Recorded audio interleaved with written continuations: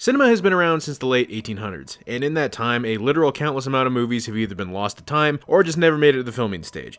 Throughout the course of human history, when this happens, usually all we're left with is concept art, unfinished and unproduced scripts, or posters in some cases. But thanks to the advent of the internet, some of these relics of a lost age have been left to us in the form of trailers and TV spots. Now, these trailers usually take on one of two forms. You have your basic teaser trailer, which uses just enough footage from the movie to sell us on the idea, and in most cases, the footage isn't even used in the final film. Or it comes in the form of a pitch trailer, which is typically shown to studio heads or investors in an effort to get enough money in studio backing to get a movie even made in the first place. Some of the movies in this video did come out, but the final product was very different from what the trailer showed us. For example, we all know From Dusk Till Dawn, bank robbers wind up in a titty bar full of vampires and Quentin Tarantino sucks on Selma Hayek's feet. It's a good time. But the original pitch trailer, while somewhat similar in tone to the final movie, had one huge difference. Just take a look.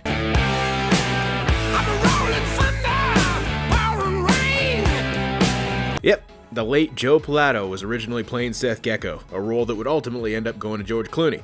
Not only that, but this trailer also named Robert Kurtzman as the director, which obviously didn't happen. Next up, we have the original pitch trailer for Jurassic World, shown off in 2011, 4 years before the actual movie would hit theaters. It was an attempt to kind of rebrand the original Jurassic Park franchise into a new brand of multifaceted media that would have included a game as well. So basically what they ended up doing just 4 years prior. I remember when I first saw this trailer, I lost my mind. One of the best sequences of the entire Jurassic Park franchise to me is when the T-Rex gets loose in San Diego in Lost World. And this trailer was basically like, alright, let's take that scene and then make a whole movie out of it. Obviously, Jurassic World and Fallen Kingdom didn't do that, but it would seem that this is actually the direction that Jurassic World Dominion is gonna go, so I guess time will tell. God, I hope it does.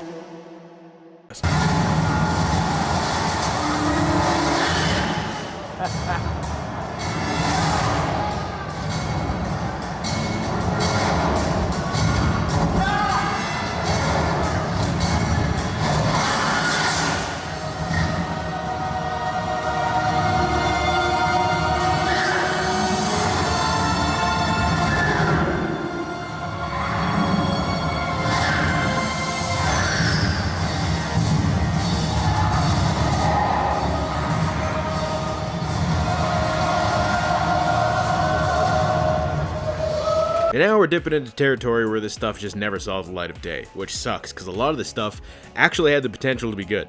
We're going to start with the absolute kings of failed projects, Imagi Studios. The now dead and buried studio that brought us TMNT and Astro Boy had a ton of projects they worked on prior to their closure. The most famous of which is probably their pitch trailer for an animated Legend of Zelda movie. Everyone's seen this pitch. Honestly, visually it looks decent enough, but I can't picture how a Zelda movie would work, considering Link is a silent protagonist. And for some reason, Ganondorf looks like Sephiroth's redheaded cousin or something. I don't know what's up with that.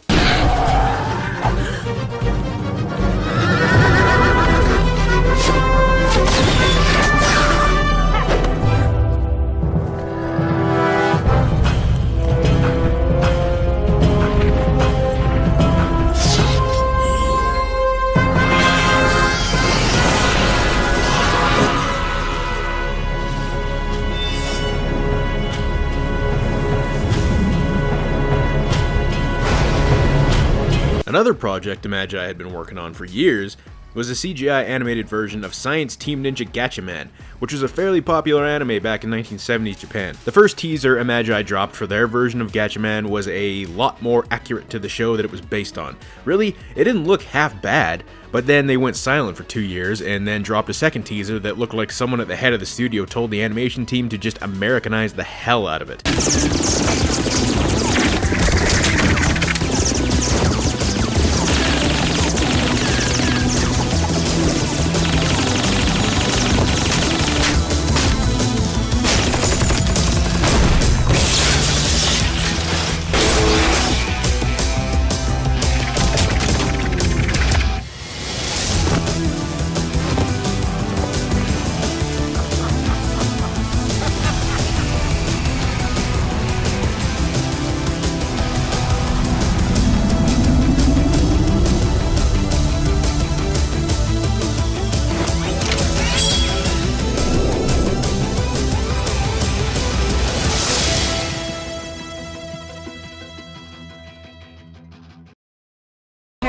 attack? Financial district is in Yes, the police ruins. are out there, but they are completely overwhelmed.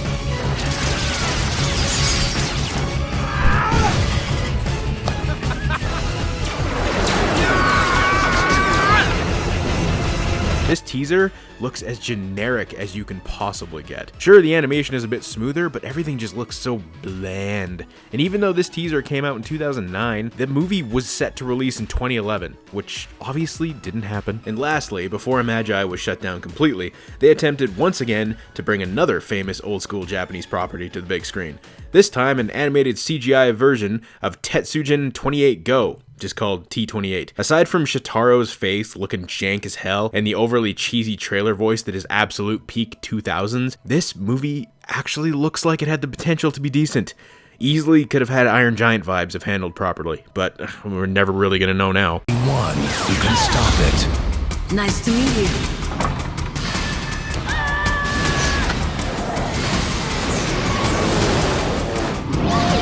And I want you to understand what terror really means.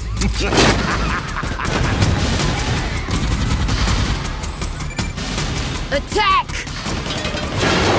Their lives are connected, and no one can separate them.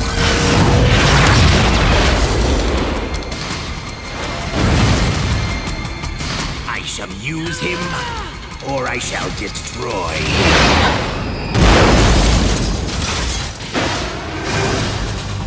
I won't let you do this! T28. And while we're on the subject of Asian-inspired CGI animation, we might as well talk about Power Rangers Origins. Around 2014, animators at Zag Entertainment, the studio that creates Miraculous Tales of Ladybug and Cat Noir, which I've never seen before, so don't ask, created a teaser for an animated Power Rangers movie that, well, really we know nothing about. It's called Origins, so I assume it would have been an origin story. But aside from a poster for the movie being shoehorned into the background of another trailer from Miraculous, there isn't a whole hell of a lot to go off of. Form the most powerful team in history.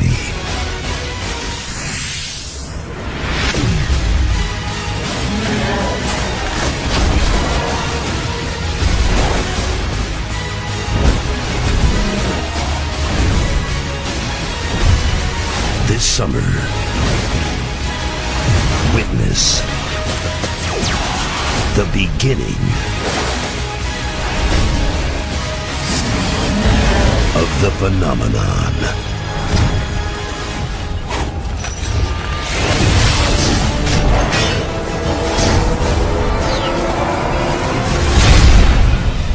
Power Rangers Origins. In theaters this summer.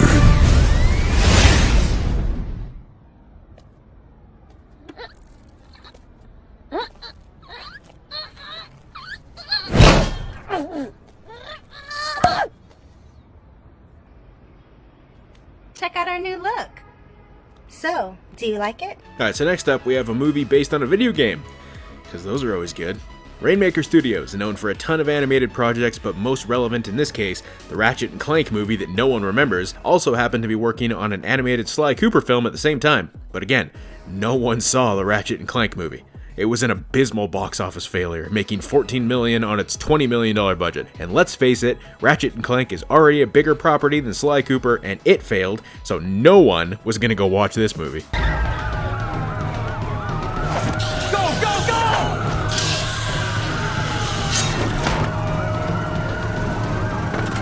Why can't we just order pizza like normal people? Sprinkles.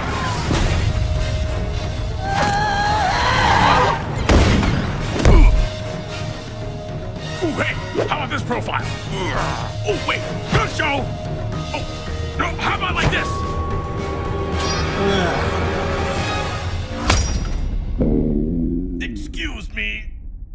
And speaking of failed video game movies, anyone remember that time Paramount shadow dropped a teaser for a Splinter Cell movie in the release of 2005's Chaos Theory? Cause I sure as hell do.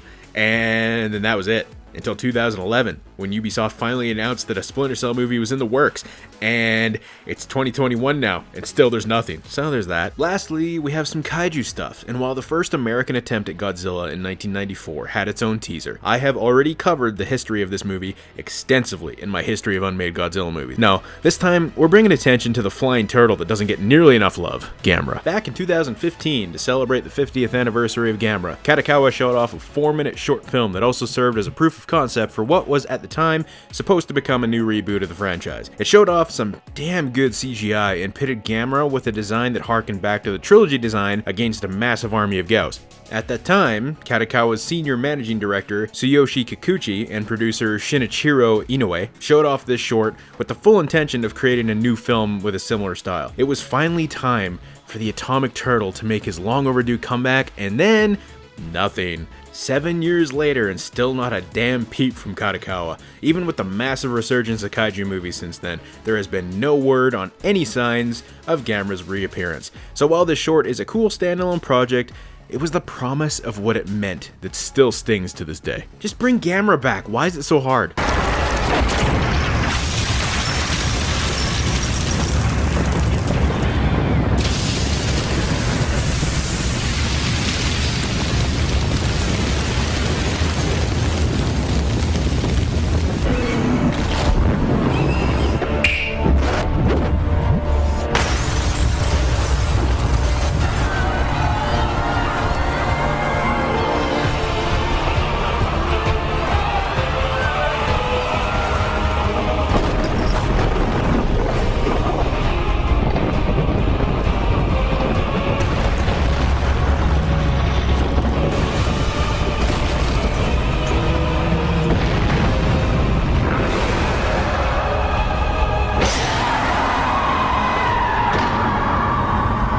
This damn movie went through so much development hell that it's a shock it even came out and wasn't an absolute disaster, but the original teaser for the movie had one key line in it that obviously never actually happens in the movie at any point, and wouldn't happen in the entire franchise until Aliens vs. Predator Requiem.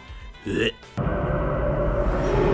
In 1979, we discovered in space, no one can hear you scream.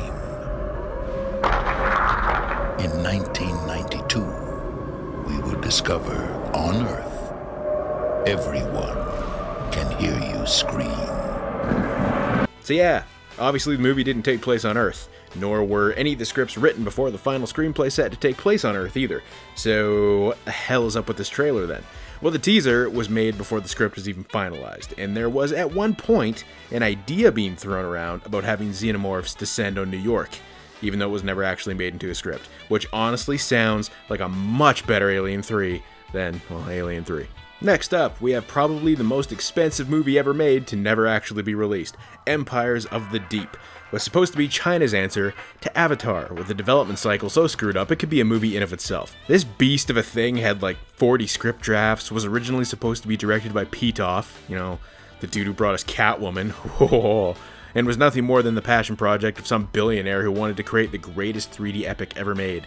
So many different people have been attached to this thing that it's actually kind of hard to keep track of. Not even just the screenwriters involved, but even the actors. Monica Bellucci, Sharon Stone was originally in it before the role ended up being, you know, done by Olga Kurylenko. Oh, did I mention that its budget was $130 million? Where'd that money go? Because this looks fucky at best. At the time it was supposed to come out back in 2013, it could have been like the first big 3D underwater epic. It could have had that going for it. But now Aquaman has since come out, making this movie just look like it could pass as, honestly, the Asylum ripoff of it. Ultimately, no one even knows what happened to this thing. It was apparently finished at some point, but it just vanished off the face of the earth, and there hasn't been a word of it since.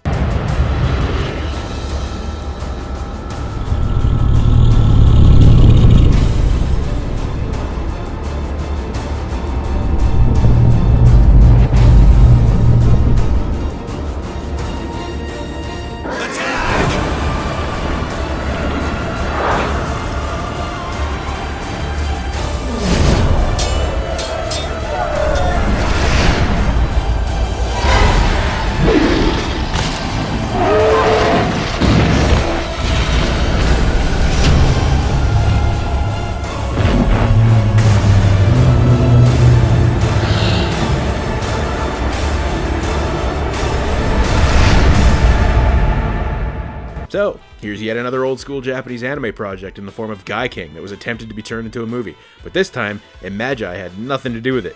Revealed back in 2010 during the Tokyo Animation Fair, this live-action version was to be produced by Jules Urbach and Matthew Gratzner, who also did this trailer. 2 years later, it was then reported that the company behind The Walking Dead, Valhalla Entertainment, was teaming up with Toei to bring this movie to life, and then a decade later, there hasn't been a peep since, so I don't know, I guess maybe Pacific Rim came out and they were like, okay, well, we can't do this now.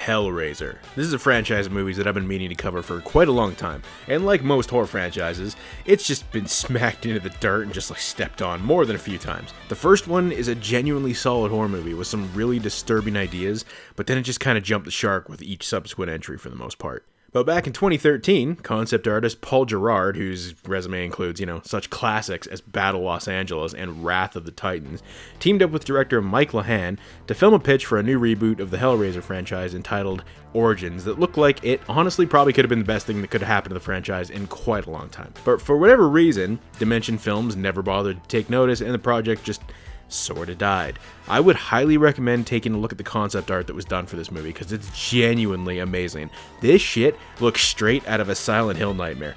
Why this didn't get made is beyond me, considering Dimension is basically just farting movies out at this point to hang on to the franchise rights.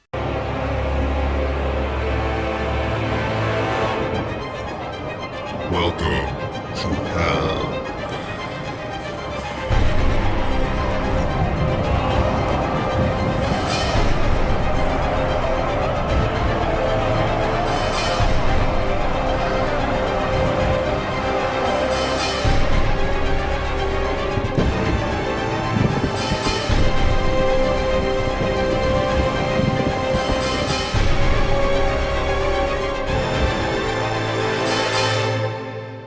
Mouse Guard. This one genuinely kind of hurts. Mouse Guard is a series of comic books that are quite beloved, by myself included. It's a world that's just begging to be brought to the big screen, and if this demo video of the unfinished movie is any indicator, it was about to be done right. Maze Runner director Wes Ball was attached to this film and very much wanted to bring it to life. And it was about to happen. It was very close to happening. Idris Elba and Andy Serkis were even attached to voice characters in it, and then Disney bought Fox in 2019 and snuffed the light out of the project for good. The irony of the world's most well-known mouse killing off Mouse Guard is not lost on me.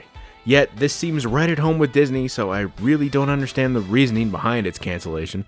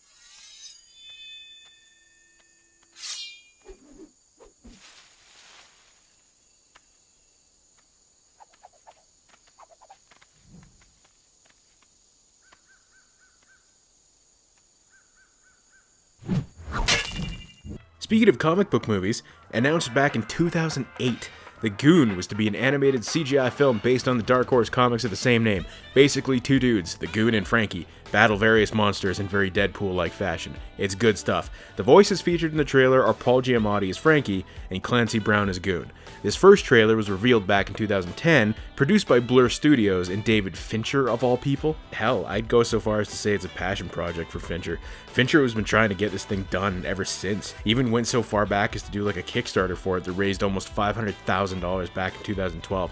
And then nothing.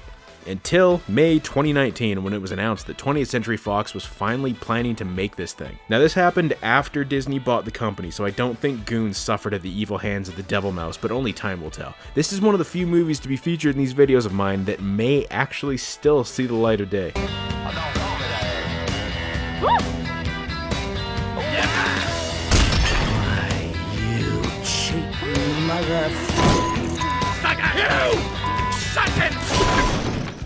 The zipper was stuck, see? And we beat him near to death! That's what makes it so funny. Get it? Hey. No, thanks. This place wasn't such a hole before the zombie plague. Oh. Crack a few heads. Little extortion. Done by 6 o'clock and a man could go bowling. Yeah. Bowling.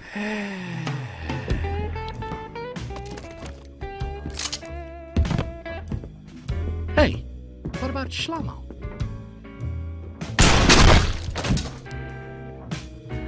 You coming? Hey, don't rush me!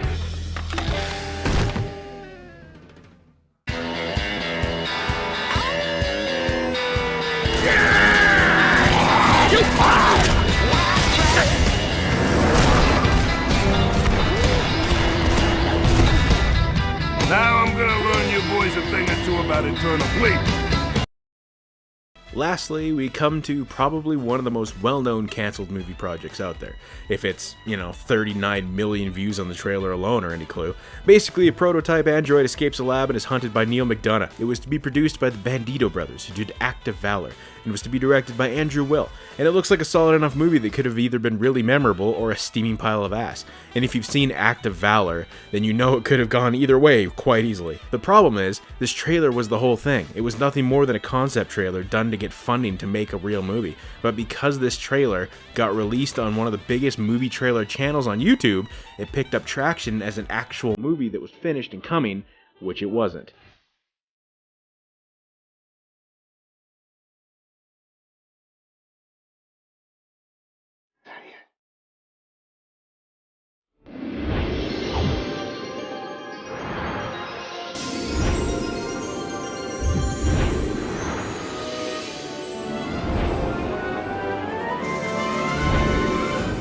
Now, experience the all-new adventure of a lifetime as the classic story continues.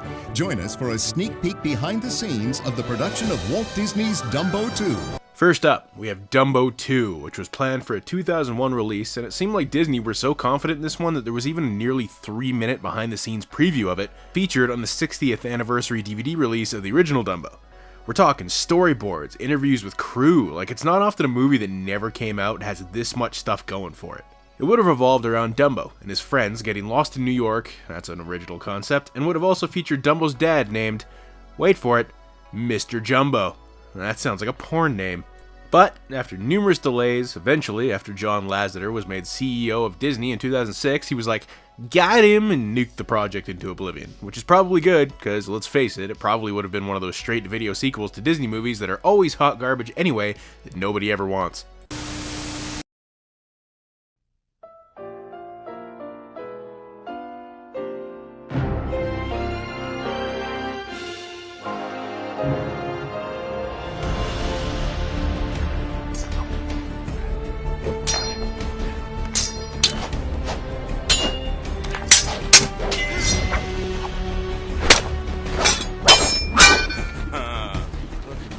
He wields the sword of Omen!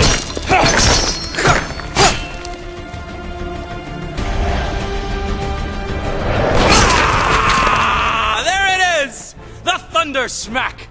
That's his signature move right there. ThunderCats is a series I don't think needs much more of an introduction.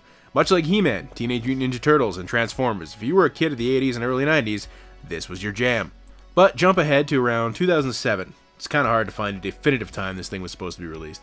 News came out that a ThunderCats reboot, helmed by Jerry O'Flaherty, the art director of Gears of War and Daikatana, oh no, was on its way. Kind of a weird choice to have an art director who only worked in the world of gaming direct an animated movie, but okay.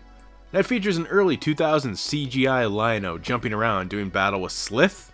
I think it's supposed to be Slith, I don't know, it's one of the reptilian dudes. It looks janky. Slith licks Lion-O's face, gives him the hand with electric tongue. It's pretty weird. Then it looks like Lion-O kills him and plays with his corpse for fun.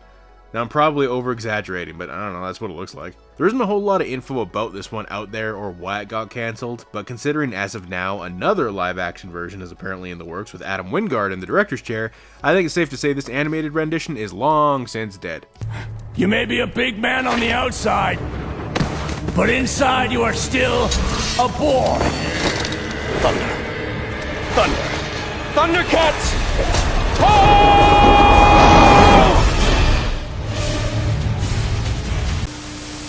Alright, next up we got an animated film from China / Korea / America. Basically everyone wanted a piece of this. It's called Kong the Origin, and it has absolutely nothing to do with King Kong whatsoever. It's actually based on the Journey to the West novel and the story of the Monkey King. It was supposed to be released in 3D in 2016 with studio Aquaman Entertainment at the helm with the help of another animation house called Pigmental, which is a great name that sounds like a grunge band from the 90s. Anyway, long story short, Pigmental was hired and agreed to contribute just short of $1 million into the film, and they didn't end up doing that and ended up getting sued by Aquaman. And whenever there's a lawsuit involved, the projects always seem to suffer for it, so I wouldn't hold my breath for this one ever coming out.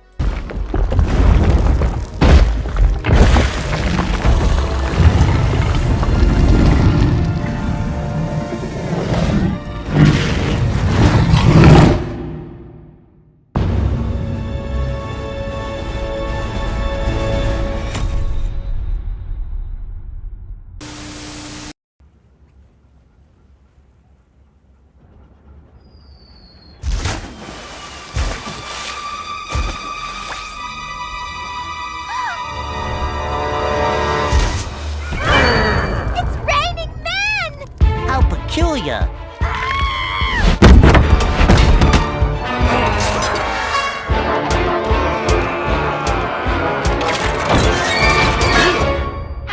In 2014, a trailer dropped on Sony's YouTube channel for a new CGI animated Popeye movie that would have been directed by Genndy who's very well known in the world of animation and was the man responsible for some of the most beloved animated series of all time, including such titles as Samurai Jack and Dexter's Laboratory. You know, indie cartoons, I don't know if those are ever going to be a hit or not. Now, as to the reasons for its cancellation, there are rumors going around that this Popeye movie had been cancelled by Sony in favor of the Oscar-worthy magnum opus that is the Emoji Movie, but that isn't true. It was more to do with creative differences with Sony, and that infamous hack of 2016 had a hand in it as well. And I'm going to keep this one short and sweet, because even though this particular version of Popeye never happened, Genndy is back at work on his vision of Popeye once again, but just not with Sony this time around. In the future, there will be only one race. Only one racer brave enough. Only one racer determined enough. And only one champion.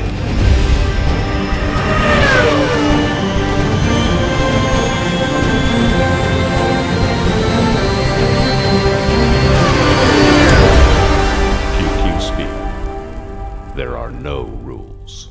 So there's apparently a ridiculously popular racing MMO called G-Kart, or QQ Speed, or Speed Drifters, but depending on where you're from, I don't know, god, there could be like 1,000 other titles that I knew nothing about. Looks like the Fortnite of car games, I don't know, man. Either way, apparently Tencent, probably the biggest publishing company in China, had funded an animated movie based on QQ Speed that was being done by Original Force Animation. It basically looks like Fast and Furious had a baby with Speed Racer. Actually, it looks a lot like that dumbass Fast and Furious Spy Racer show on Netflix now that I think about it. Why it was cancelled isn't known, it just kind of vanished and like no one talks about it anymore.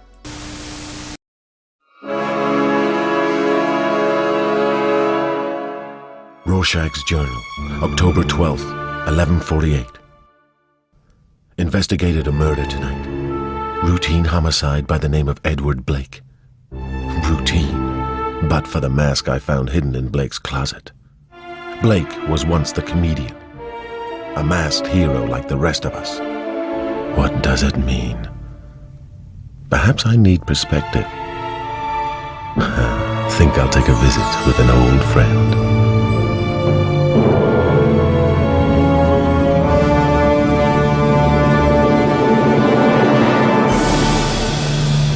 Now, Zack Snyder's Watchmen is a movie that is overwhelmingly polarized. You either hate it or it's loved. I've met very few people who have ever been in between, you know. It also had a long and troubled production history that goes back all the way to the 80s, but the beginning of what would become the 2009 movie began in 2003 when David Hayter, writer of X-Men 1 and 2 and obviously the voice of Solid Snake in the Metal Gear Solid games, wrote a script and directed a nearly line-for-line recreation of one of the graphic novel's first scenes. But instead of Jackie Earle Haley and Patrick Wilson as Night Owl and Rorschach, we have Ray Stevenson, Frank Castle from Punisher Warzone, and Ian Glenn from Game of Thrones and all those shitty Resident Evil movies that I want to forget existed. It's interesting footage. Definitely has that 2003 look to it that all movies from that era seem to have. Now just keep in mind this was never supposed to be an actual trailer, it was more or less a proof of concept of what David Hayter had written, basically. Anyway, just thought I'd let you know. In case someone is killing former man. Thanks.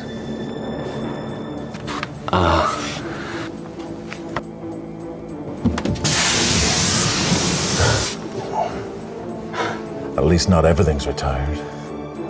Yeah, right. The tunnel's still open. Let's out in the warehouse on Fleet. I remember. Used to come here a lot. Back when we were partners. Yeah. Yeah, those were great times, Rorschach. Great times. Within this unsuspecting city, history's greatest experiment creates tomorrow's greatest superhero. Spiderman, the movie. A live-action spectacular directed by Joe Zito, based on the characters created by Stan Lee. We live in a world blessed by Tobey Maguire as our first and arguably best Hollywood Spider-Man, but there was almost a time when a company known as Canon Films took the concept of Spider-Man way too literally and almost pulled a Godzilla 1998 on the character, but way worse.